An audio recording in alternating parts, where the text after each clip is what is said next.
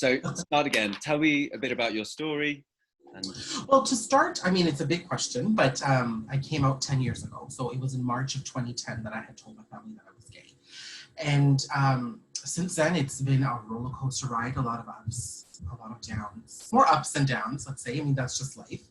But throughout all of it, I've been able to do many different things, meet a lot of different people. And through that, I think find the best versions of myself I think I could ever discover in these past 10 years. And I think there's a sense of liberation I think I felt in this past decade. Sitting here, I am so comfortable being who I am. I am so comfortable with things that have happened in the past, with the unknown of the future, and then just the stillness of the present day. I think I'm very at peace. I think after all of this time, I've learned to be in the flow rather than resist or overplan. I can be OCD. That's a recent that's a recent thing, or? You know, the idea of coming into a flow I would say, has been pretty recent. I think I've always been, you know, an overplanner. I'd say, you know, I'd overplan, I'd overthink, I would just need to control things. And while that has served me well when it has come to my career, I'd say the idea and need for control has certainly not made things easy personally, whether it's romantic relationships, family relationships, finances, friendships, whatever it may be. There's a huge amount of control you just don't have in your personal life. And so I think, you know, just being able to have this break during this quarantine, I mean, it's a terrible thing we're all going through globally, but the silver lining has been I've been able to listen to myself more, allow myself to just kind of flow and just kind of go with that. And I think that's been very liberating in and of itself. Yeah. And with regards to your career, did you feel like that was something that you fell into, or do you feel like that was something that you always kind of had an ambition that you wanted to work in kind of TV, and because it's quite glamorous? I mean, TV is a very glamorizing medium. Yeah. It's certainly not real life. But I think since a young age, I've always been very flamboyant. I was always very loud. I loved music. I loved dancing. I'd sing. I was very theatrical. So I would always get comments like, oh, you should be a movie star, or, you know, you're going to be famous one day. I get all that stuff. But I mean, I wasn't thinking at like 10 years old that I would be what I'm doing right now. I mean, I'm far from famous, but I would never have ever thought that I'd face a camera. So I just took it as a compliment, you know, and I just kind of grew up with those compliments. And then, you know, I was a very big fan of Bollywood films and Bollywood music. I still am till this day. And there was a huge surge in Toronto of a lot of like Bollywood things happening, whether it was the stars coming down to visit us, concerts, programming. And around that time, I developed a very strong connection. Her name was Veronica Chael, and she's actually one of my best friends today. But at the time, she was producing and hosting an entertainment show, an evening entertainment program that focused on Bollywood celebrities and that lifestyle. And it turned into a blossoming friendship and a lot of opportunities. And before you knew it, I had this regular gig on TV. And you know, I didn't even feel like it was a job. I felt like I was having fun because it was something I loved doing. It was about movies and music that I absolutely enjoyed. So I had a great time. And I think I was really nervous going into it because I didn't know how it would be received by the South Asian community. I mean, certainly in Canada at that time, there wasn't a gay man who was out and proud and vocal and at the forefront from the South Asian community. You would have had them from other different ethnic backgrounds, but South Asian specifically, there wasn't somebody. So I wasn't sure how people were going to receive me, but I got nothing but positive feedback, even from, you know, your grandmas and the aunts and uncles who you normally would have thought had very conservative values and very rigid in their beliefs. They were out there celebrating too. Like, they may not have understood or agreed with my sexuality or had a favorable opinion of it, but they knew I was on TV, and there was a certain amount of respect that came with that. So it was a weird space. It's like you would be approached by people who wouldn't necessarily be accepting of the fact that you are a homosexual, but they love the fact that you're on TV and they celebrate you there. So that's kind of that experience. That's how I kind of came into things. And you mentioned that you came out 10 years ago. Yeah. So your family, were they the reason why you didn't come out before then, or you just didn't feel as though you were ready? I think I was the reason I didn't come out. Yeah. I mean, today, sitting here at 35 years old and just understanding my entire life, I think I was the reason. Of course, my family, very conservative. My dad's side of the family are all Christian, and my mom's side of the family are Hindu. And, homosexuality wasn't necessarily celebrated or accepted in any religion. And, my mother was the youngest of 14 kids. So all of them were here living with us in Toronto. So, I felt like if I told them I was gay, I wouldn't disappoint a small family. I'd disappoint an entire village, I couldn't imagine doing that. And then I think it was mostly as I was growing up as a young kid, I was bullied in school a lot. And I think I was bullied for being flamboyant or being very effeminate. I just learned to shrivel up and not really reveal myself and not really open up. Mm. And I think, again, that's something that's come to me in hindsight. I think at that time, I just thought I was a quiet person.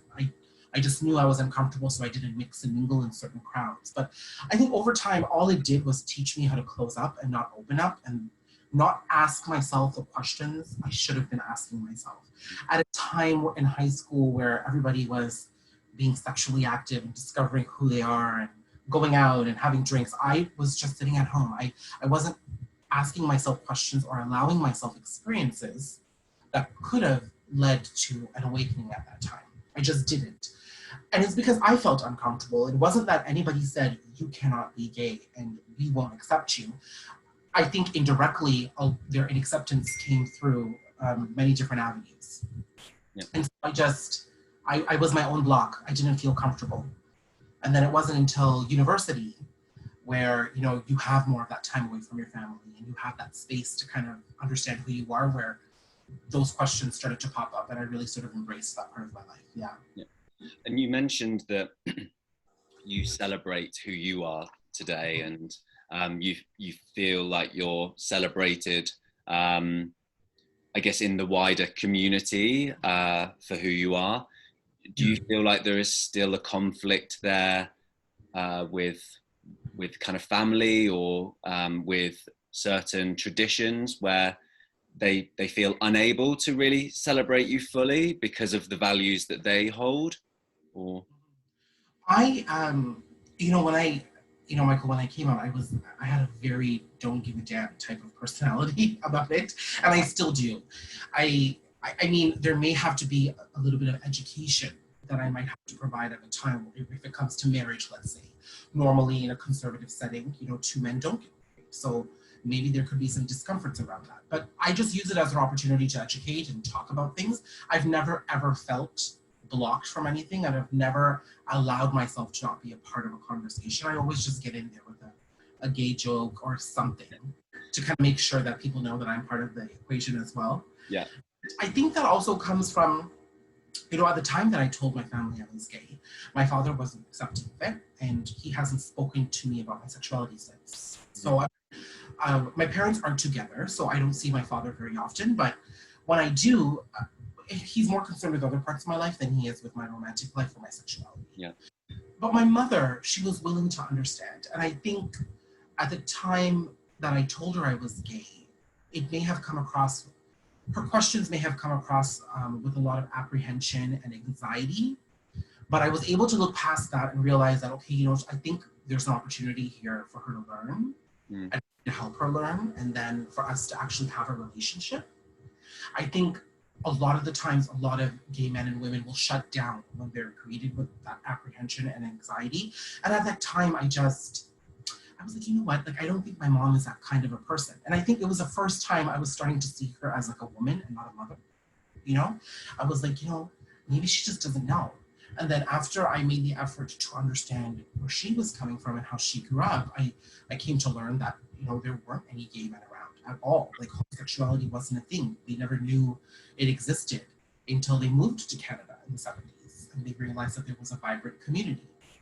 So I think that's why I've never really taken myself out of anything, and I've always come to a point of celebration, is because there's always an opportunity for a conversation. Yeah. If there's an ear, then you can have a conversation, you know, and I always look for that moment. And actually, dynamics can change and relationships can change and evolve. And it sounds like that's what's happened with you. And yes, you know, when I told my grandmother I was gay, like she was in her 70s, her early 70s. And when I told her I was gay, she was like, well, she's like, you're a child of God, as are many children, and God has made many children just like you. And I was like, what? Like, I thought there was going to be somebody who didn't accept me. It was going to be you. Like, you were going to be the first one. And no, she had such a beautiful reaction to it. And then I said, you know, mom and dad are going to have a hard time with it. She's like, they'll learn. She goes, time can fix a lot of things. And she's like, you know, I think that they'll adjust. And so that just goes to show that, you know, perhaps my grandmother would have been somebody who didn't accept me as her gay grandson 10 years prior or 20 years prior. But in that time that I shriveled up and I wasn't sharing who I was, she evolved as somebody too. Yep. To the point where, you know, she was able to have a very loving conversation with me and accept me as I was. So things can change instantly. Yep. Like, I don't think anybody should underestimate that. Like, things can change in a matter of seconds. And I think we have to remember that evolution takes time as well. And I'm a very impatient person, so it is so, I mean, that's what I've had to realize through so much in the past year. It's like, beautiful things take time, but I just hate it. I don't like it, but kind of have to understand. You mentioned your mother and your grandmother. Are they both quite prominent figures in your life? Yes, absolutely. Yeah. Women have been very prominent in my life. I do have a younger sister, but I think I've had very disappointing male figures, not to pass any judgment, but I think growing up, first of all, I just didn't resonate with that type of toxic testosterone. Like, I just couldn't, you know, that wasn't my life. But and I gravitated towards women, but I also realized that like it was around women where like I had the most acceptance. Like, nobody was making me feel like an outsider. Whereas being around the men in my life, whether they were my cousins or my father or my uncles, I was always made to feel like I didn't fit the group. So I think just as a human, like from the human experience, you're going to gravitate towards where you feel there's love and acceptance. And it just happened to be that it was the women in my life who were providing me that. I had mentioned earlier that my mother is the youngest of 14. She has 9 sisters. So I was surrounded by a lot of women growing up. I always say that I've had like 9 mothers. Like, if my mother was ever stressed about something when it came to us, I'd have an aunt who was at her door, you know? So I've had a lot of women. I think the generation of cousins I grew up in was mostly girls at the time too. So women have always played a very strong role.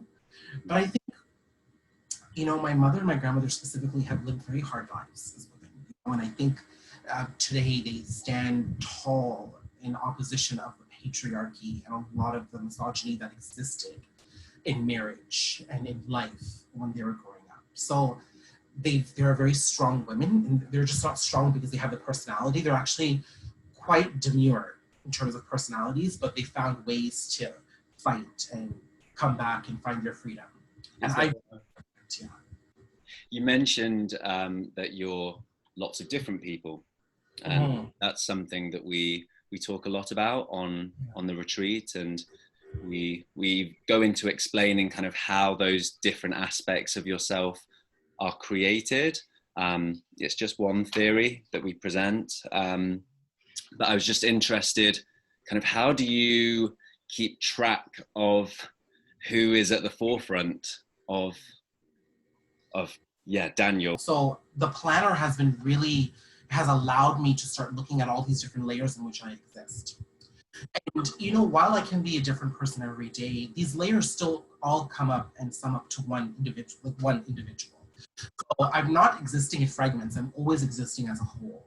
It's just that I'm tapped into different layers at different times. Because, you know, it's one thing to be a son.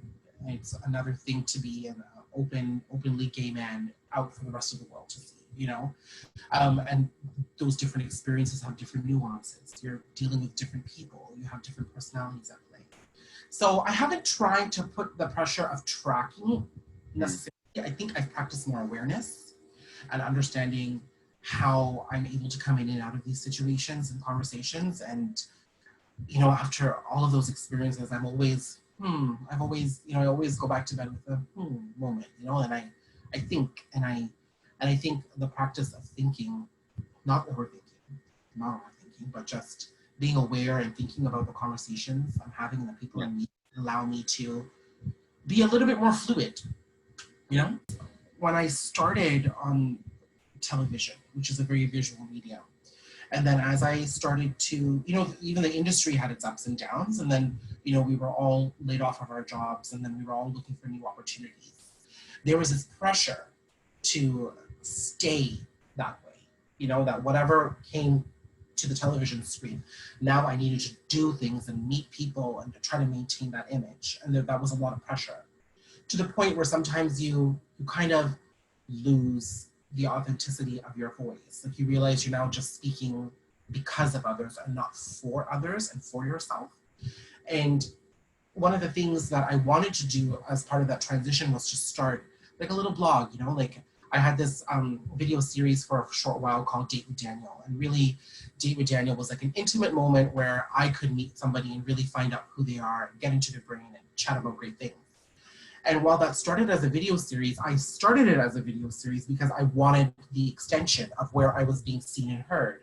And I realized that that was actually validation for me. You know, that if I wasn't presented in that way, then I wasn't feeling complete. And then it wasn't, again, until this quarantine, I wanted to start this site and I never did right away because it needs to look a certain way. It needs to be polished. It has to be produced. And it has to have all these different appendages that need to accompany it. Yeah. It stopped me and I never did it for like 4 years. And then everybody started getting on Zoom calls in their pajamas and forgetting to turn off their Zoom video cameras when they shouldn't really be having them on. And I said, you know what? I don't think anybody cares how this content is looking. People are looking to just engage with the content. And then I just went ahead and made the site and I started it. And then I started to get a reaction from people. Like people were engaging with the content. And I realized that here I am writing. And now the written word was so soothing to me. Like I was finding freedom. Like I was able to say things and go a little bit more depth in certain things that normally I'd have like a 30-second time limit for. So if I didn't listen to myself and that intuition in that moment, I perhaps would have never given the written word any sort of power more than just a blog post from time to time. But I think I realized that I was resonating with the medium itself, not necessarily, like I have this tendency when I write, it's just like out and I forget it. Like I'll have to go back to remember what I wrote. But that experience was so cathartic and I wanted it. And I think had the quarantine not happened, had I not slowed down, had I not been paying attention and listening to myself a little more, perhaps I would have never done it. Yeah.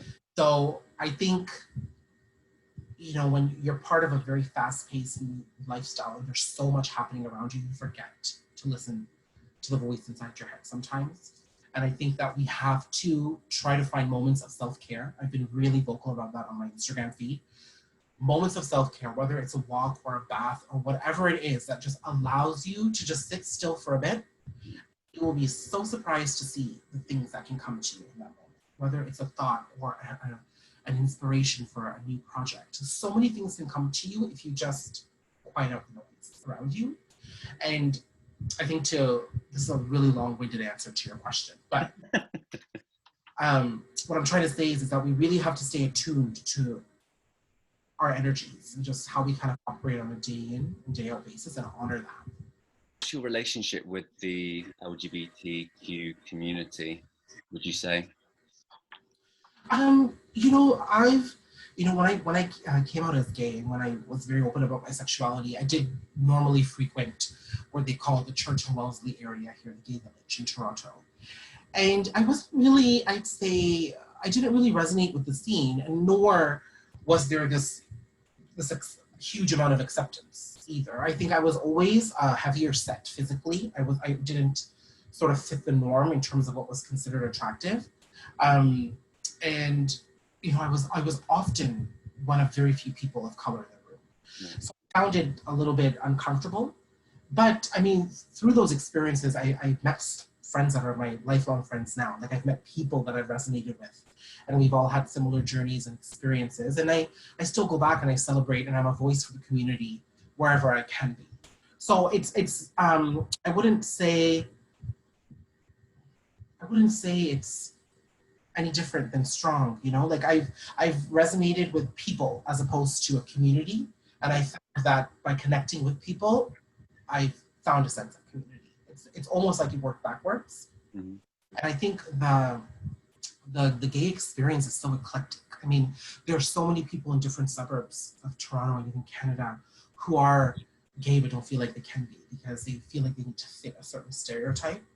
And I think that's perhaps what made me so relatable in the South Asian space, is that I didn't appear to have been one way and gay at the same time, that I could still sit with the elder generation and still be with the moms and dads and still connect with the young ones and be me. And it had nothing to do with my sexuality.